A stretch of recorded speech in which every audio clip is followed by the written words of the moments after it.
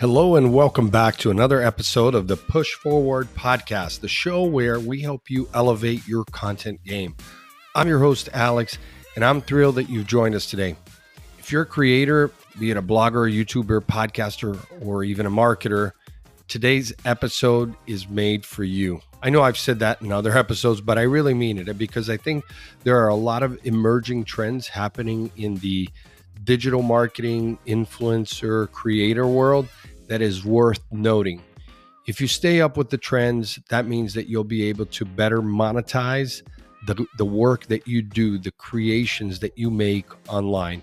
And if you are behind on the trends, sometimes you will notice that your followers will leave you and they will find someone else who can cater to them. After all, if you're a creator or an influencer, you're more than just a marketer.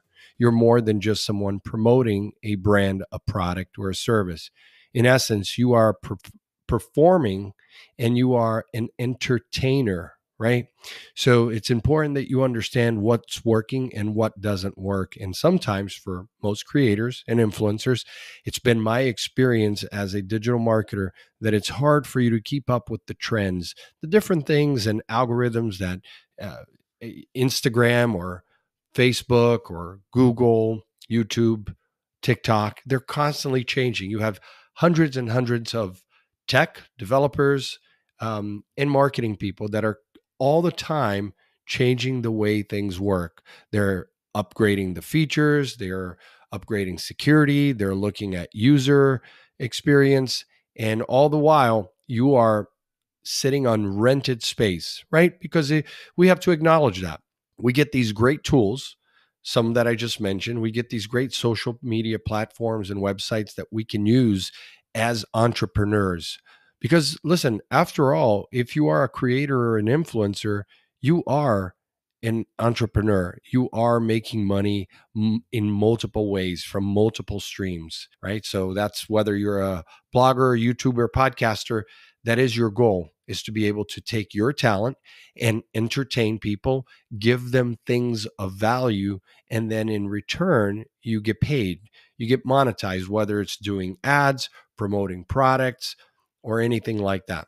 So I want to just explore a few themes that's going on right now with this emerging trend, which is the question of influencer versus creator. What is the big difference between an influencer and a creator? And this has been an ongoing conversation in the digital marketing world and in the advertising world. If you read Ad Age, if you read Inc. magazine, Business Insider, there's a lot of great media publications out there that have been trying to answer that question. What is the difference between influencer and creator?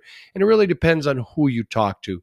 And some will even say that the influencer title or economy is dead. I don't think it's dead.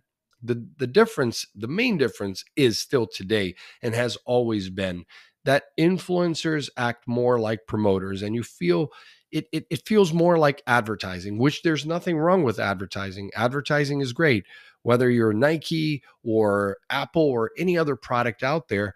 When you put out an ad, you want to both entertain the audience, that is your ideal customer profile, but you also want to sell or promote your product. And you try to do it in a way that the ad doesn't feel salesy, right? So good ads do that. They tell a story, they evoke emotions, and then you naturally want to go to the website and buy the product and have that affinity.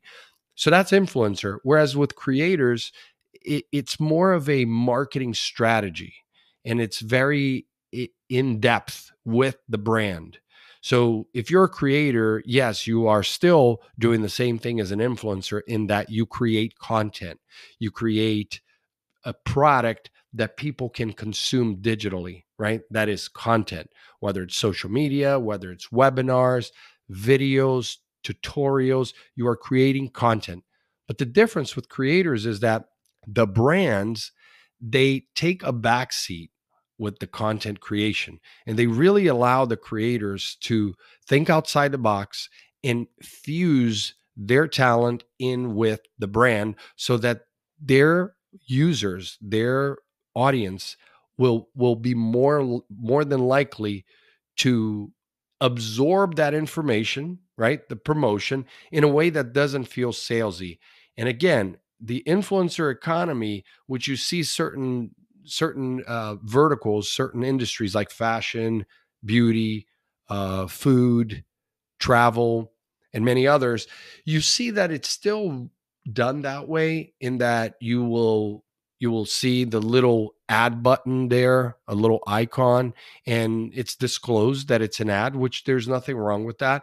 But you know that you're consuming an ad and it doesn't really feel like so organic. Whereas with the creator is going to basically create a strategy around the piece of content, be it a series of videos or social media posts, and they're really not going to take too much direction from the agency or the brand. They're going to create it, bring it back and say, "Hey, does this work for you?" Right? So the creator is really leveraging emerging technologies, which is not something that influencers do. With influencers, you upload your content, you're done, great.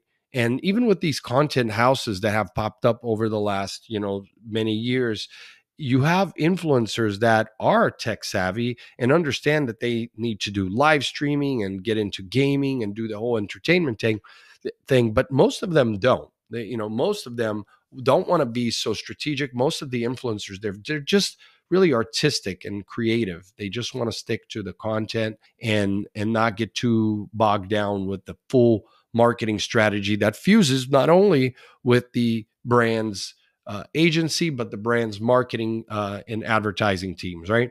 So those are the big things. But ultimately, whether you're an influencer or a creator of sorts, you are promoting your brand. You are promoting a product to sell, be it your own or a third party's. Because, look, in the world of the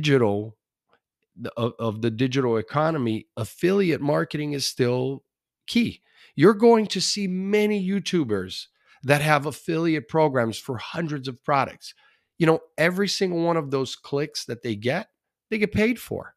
And they want you to buy those products. And since you trust that creator or that influencer, guess what? You're going to click on the product, you're going to try it out because you trust them, and everyone is happy. The brand is happy, the agency is happy, the creator's happy, and you, the user, are happy too, right? But, it's hard to distinguish between the really true and honest influencer and creator and the ones that just want to monetize. The truth is, so many of these creators and influencers are creating decent content, but it's just about monetization for them. So for me, I'm out. It's for me is why I lean for brands on more creators, because it's a two-way street. You know, the content creator, they can maintain their authenticity. Sure, hey, you want to be creative, do it, but you're also going to work with the brand to be on the same page. You share certain values, right? And it's not just about the money. Then of course we can look at the outliers. The outliers are few, like I was looking at XQC, the big streamer from Canada. That young man, I mean, he's 31, I believe. He got that $100 million contract to leave Twitch to go to Kick. And you know, it's not just about him streaming and being on esports teams. In that case, there are brands that are depending on him on being more than just an influencer, being a creator, and that's why they paid him $100 million, which is more than what most athletes, physical athletes, make. So it's kind of crazy. There's a lot more to it than just uploading videos on the creator side, and I think influencers are going towards that direction, in that you don't want to be called an influencer because then you're just a one trick pony, for lack of a better word, right? And the thing is that every survey shows that anywhere between 45 to 50% of consumers on the web, when they come across these social media posts by influencers, 45 to 50% distrust. So if they're promoting the product, they're gone. And the brands and the agencies know this. So they know that it's not as effective as working with a creator, so to speak. And look, the creator economy, influencer economy is growing. It's looking like here, and we've talked about it in other podcast episodes here, $480 billion industry within the next few years. So it is growing. It is growing quite a bit. Now, regardless of the medium, understanding the consumer is the most critical point that you have to take into consideration. If you want to have marketing success, whether you're a creator, whether you're the influencer, the agency, the brand, and of course the agencies and the brands. If you're in the agency or brand and you're listening to this podcast right now, you know how this works. But it's always nice to be reminded that when you take all these different stakeholders, everyone needs to be marching in the same direction. So while you can have just some guidance to create, it's ultimately up to the consumer, and consumer behavior is always changing. And we haven't even talked about the big variable. The variable are the platforms, the emerging technologies. If you look at AI and where AI is going and moving quickly, so many content creators and so many influencers are creating using AI. Is it going to be as effective? I don't know. We don't know whether that be a podcast, a YouTube series, a blog. We don't know. But ultimately, I think what we all have to be careful with, not only on the marketing side of it, that is the creators, the influencers, the ad agencies, the brands, but also the consumer. If you're a consumer listening to this podcast right now, you have to understand that you're either in one lane or the other. You're either a consumer of information or you're a creator of information. So you have to take it with a grain of salt, because some creators and influencers out there have marching orders from the brand. And so I think that things are changing very quickly, and it's becoming more and more competitive, and brands know this. So I think that it is a good thing overall for consumers. It is a good thing overall for the users, the end users of these apps who come across these different posts, right?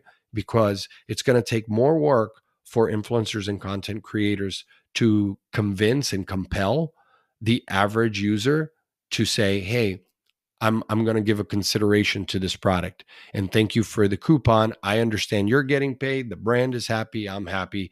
And that's that. So I think overall, these things are good. The conversations about influencer versus creator, but ultimately it's a business for everyone. It's a business for everyone. And so we have to look at what the consumer is how they're thinking, how they're behaving, and get the feedback, right? Because the big deals that we hear about, like XQC and others, they are outliers. They're few and far between. The most creators and influencers are not making boatloads of money as they did 5-10 years ago. Things have changed, which is why you have to almost create your own brand and be able to create value for your audience. So that's kind of where we're at. But no, influencer is not dead. It is just changing, and it is emerging more towards the creator economy. Well, there you have it.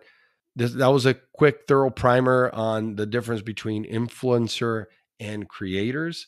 If you have found this episode useful, don't forget to subscribe and leave us a review.